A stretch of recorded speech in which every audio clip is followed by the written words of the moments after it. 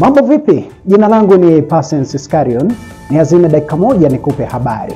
Wabunge nchini Chad siku ya Jumatatu wamepitisha marekebisho ya katiba yanayoongeza muda kwa rais kukaa madarakani kutoka miaka 5 hadi 7 na kwa kipindi kisichokuwa na ukomo. Mswada unaosubiri kupelekwa kwenye bunge la Senate kwa ajili ya wabunge kupiga kura kudhibitisha rasmi marekebisho hayo.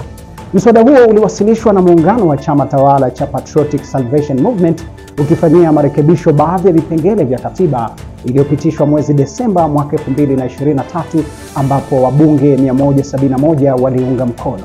Vipengele vilivyorekebishwa sasa vinaruhusu rais kuchaguliwa kwa muda usiokuwa na ukomo kwa vipindi vya miaka 7 tofauti na sasa ambako ilikuwa ni miaka 5 na ukomo wa kuhudumu kwa mihula 2 pekee. Dakika moja inatosha kukupasha habari.